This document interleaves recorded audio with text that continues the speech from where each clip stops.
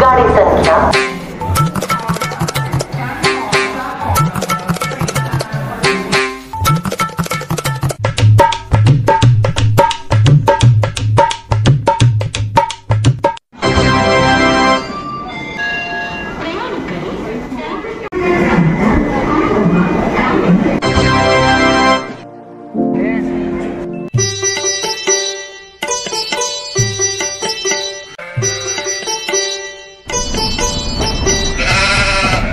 अरे आइए आइए और पास आइए। तो अभी जो आप स्क्रीन पर मैप देख रहे हैं, इसको जूम करेंगे, थोड़ा और जूम करेंगे तो आपको हिंद महासागर और बंगाल की खाड़ी से चारों ओर से घिरा हुआ एक सुंदर शंख के आकार का आइलैंड दिखेगा, जिसे कहा जाता है रामेश्वरम, और यह तमिलनाडु के रामनाथपुरम जिले के अंदर आता है।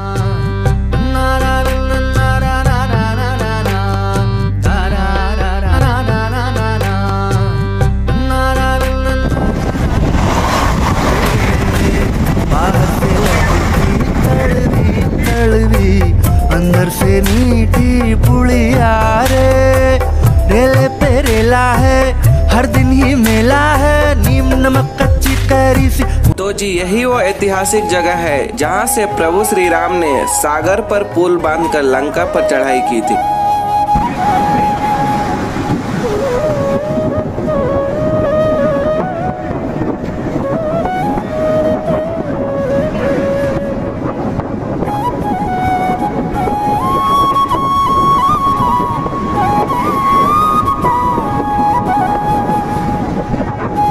जागो रे देखो रे दुनिया ये देखो रे, नारा नारा नारा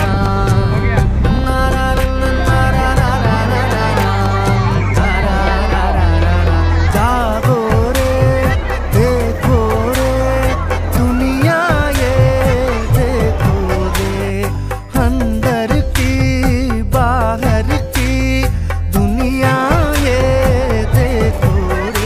अब यह जगह खास इसलिए भी है क्योंकि भगवान शंकर के 12 ज्योतिर्लिंग में से एक ज्योतिर्लिंग जो कि रामेश्वरम ज्योतिर्लिंग यहीं पर है, जिसे स्वयं प्रभु श्री राम ने रावण से युद्ध करने से पहले विजय की कामना लिए हुए इसी स्थान पर एक शिवलिंग बनाकर भगवान शिव का साधना की थी, जिसके बाद भगवान शिव यहाँ ज्योति के रूप में प्रकट हुए। तो यार लाइफ में कभी कभी फन करने का मन होता है, एंड फन का डिफिनेशन क्या है आप टाइटल में पढ़ चुके होंगे। तो आज से करीब 4 दिन इंडिया के वैरायटी ऑफ लैंडस्केप को पार करके हम यह सफर करने वाले हैं ट्रेन के जनरल कंपार्टमेंट में। ट्रेन का नाम है टूटीकोरिन एक्सप्रेस, जो कि मैसूर से खुलती है, जहां हमारी पहली ट्रेन होगी बेंगलोर से मदुरई तक और दूसरी मदुरई से रामेश्वरम तक। लेकिन ये सफर शुरू करने से पहले हम बहुत बड़ी गलती कर देते हैं।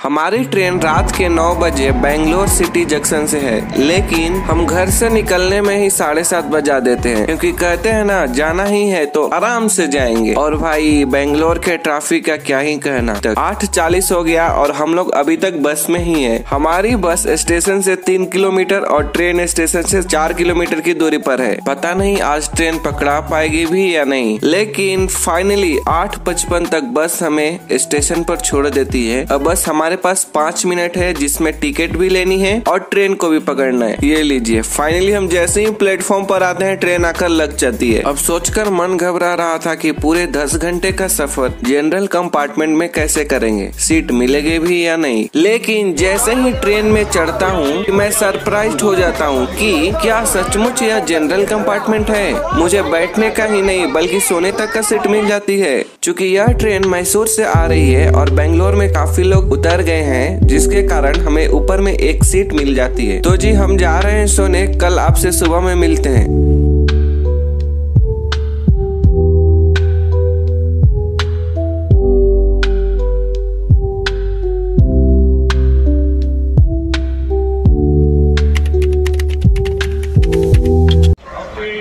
तो जैसे ही सुबह मेरी नींद खुलती है तो हमारी ट्रेन पहुंच जाती है कोडाईकनाल में, जो कि तमिलनाडु का एक बहुत ही खूबसूरत हिल स्टेशन है। यह नज़ारा इतना सुंदर था, इसलिए तो कोडाईकनाल को प्रिंसेस ऑफ हिल स्टेशन के नाम से जाना जाता है। रुकिए, सफर में चाय के बिना मजा ही क्या। और चाय पीते पीते ही हमारी ट्रेन पहुंच जाती है अपनी डेस्टिनेशन मदुरई जंक्शन को। तो जी अभी सुबह का हो रहा है 7:30 और हमारी अगली ट्रेन जो कि मदुरई से रामेश्वरम तक का है वो 12:30 को है। हम लोग पहुंच गए मदुरई जंक्शन। हमने सोचा भी नहीं था कि हमें जनरल में ऐसा सोने का भी सीट मिल सकता है। और अभी हमारे पास है पूरे 5 घंटा। अब मैं इस 5 घंटे को यूं ही स्टेशन पर बैठकर वेस्ट करने वाला नहीं हूँ। क्या किया जाए चाय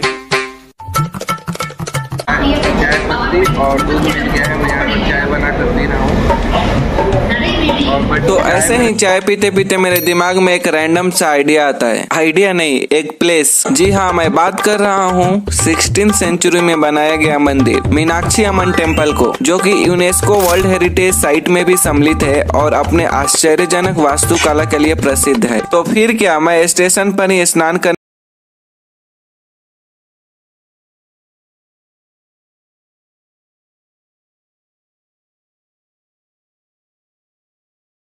जब मैं इनसे पूछता हूँ कि क्या चार्ज है स्नान करने का, तो ना इन्हें हिंदी समझ में आती है और ना मेरे को तमिल समझ में आती है। तो अंकल जी हमें बॉक्स से पैसा निकाल कर दिखाते हैं। तो फिर क्या, मैं स्नान कर रेडी हो जाता हूँ और फाइनली गाइस मैं स्नान कर लिया। अभी जाना है हमें मीनाक्षी टेम्पल, इसीलिए अंकल जी से पूछने पर बताते हैं कि मीनाक्षी अम्मा टेम्पल यहाँ से बस 500 मीटर की ही दूरी पर है। तो क्या, गूगल अंकल के सहायता से हम निकल जाते हैं। अब यह मदुरई शहर भारत के प्राचीनतम बसे शहरों में से एक है, जो कि अपने प्राचीनतम मंदिरों के लिए जाना जाता है और यह वैगई नदी के किनारे स्थित है। तो जब तक हम वहाँ पहुँचते हैं आपको इस मंदिर के इतिहास के बारे में बताता हूँ। मीनाक्षी को देवी पार्वती का अवतार माना जाता है। मीनाक्षी का अर्थ होता है मछली जैसी आंखें, यानी कि जिनकी आंखें मछली की आकार की हो।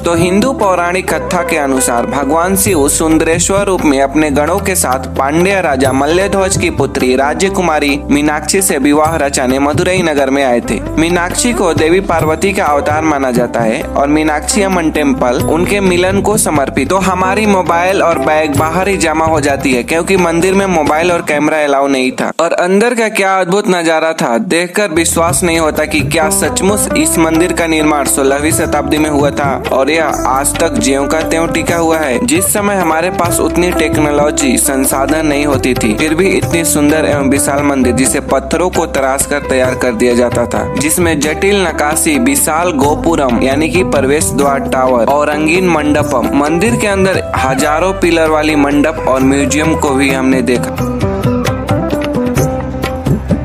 कि हम लोग मंदिर के चारों ओर घूम घूम कर वीडियो बना रहे हैं, कैसे कि अंदर तो मोबाइल अलाउ नहीं है और हम लोग अंदर दर्शन कर लिए हैं, बाकी बाहर का चारों ओर का वीडियो ले रहे हैं कैसे।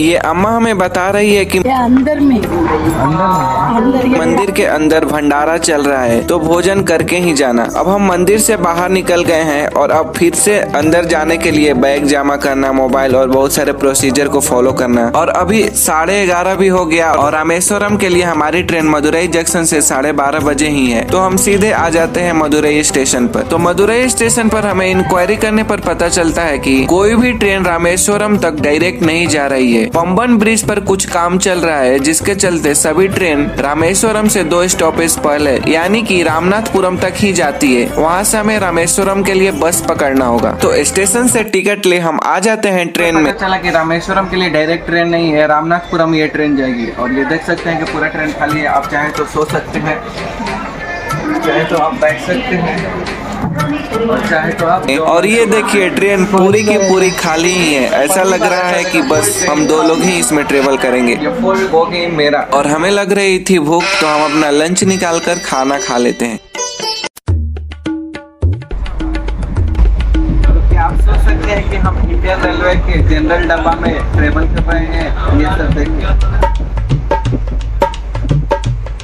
और 2 घंटे बाद हम पहुंच जाते हैं रामनाथपुरम। रामनाथपुरम उतरकर हम जाते हैं बस स्टैंड, जहां पूछने पर पता चलता है कि यह गवर्नमेंट बस अभी अभी रामेश्वरम के लिए ही खुल रही है। तो जी हम रामनाथपुरम से रामेश्वरम के लिए हम बस पकड़ लिए हैं। एंड गेस व्हाट, कुछ ही देर बाद हम पहुंच जाते हैं भारत का पहला ऐसा पुल जो समुद्र के ऊपर बना हुआ है।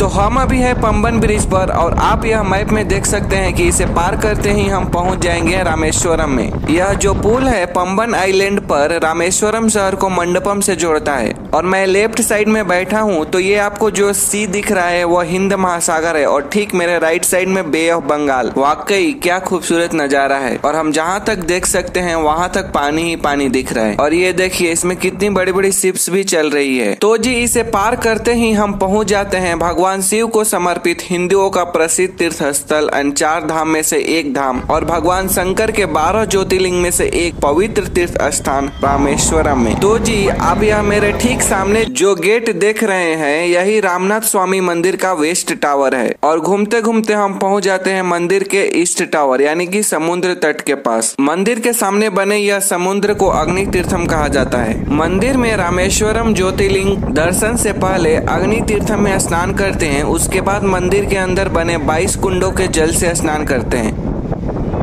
जागो रे देखो रे दुनिया ये देखो रे ना ना ना ना ना ना ना ना ना ना ना ना।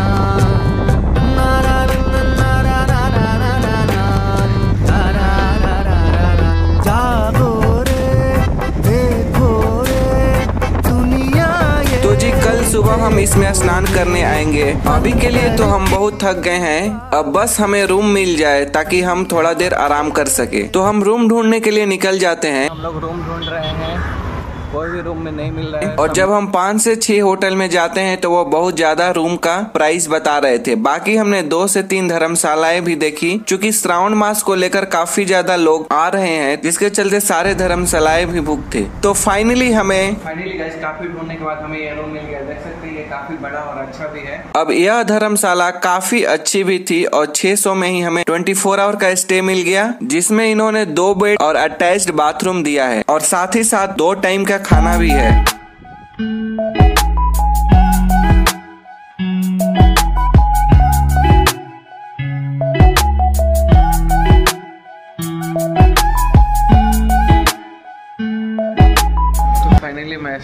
तो इधर मैं स्नान करके तैयार हो जाता हूँ। लग रही है भूख, और ब्रेकफास्ट में हमारे पास है ब्रेड और ये जाम, तो इसी को खाएंगे।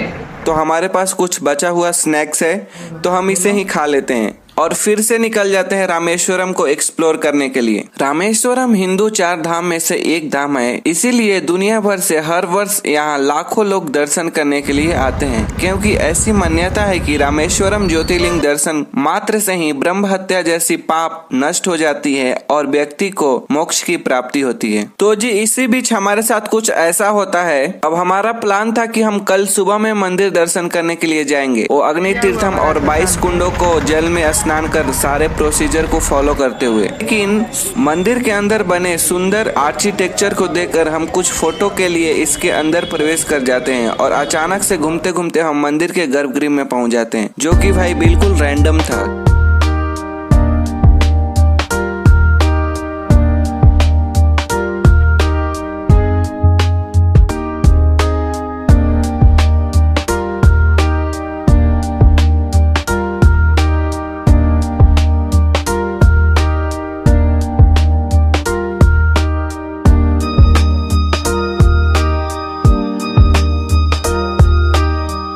क्योंकि हमें दर्शन करने के लिए कल सुबह जाना है। और अभी समय हो गया है डिनर का, और जो हमारा मेस है 8:30 से 9 बजे तक ही ओपन रहता है। तो जल्दी जल्दी हम आ जाते हैं अपने रूम को। तो जी हम मस्त खाना खा लेते हैं, और खाने में साउथ इंडियन डिश, इडली, चटनी वगैरह, सांभर भी थे। तो जी यह वीडियो बहुत लंबा हो गया, तो अब आप यहाँ तक आ ही गए हैं तो एक कमेंट जरूर करके जाना कि आपको इस वीडियो का कौन सा पार्ट सबसे ज्यादा अच्छा लगा, और इसका नेक्स्ट पार्ट और भी ज्यादा इंटरेस्टिंग होने वाला है, उसे देखना ना भूलना। मिलते हैं आपसे नेक्स्ट व्लॉग, तब तक के लिए हर हर महादेव।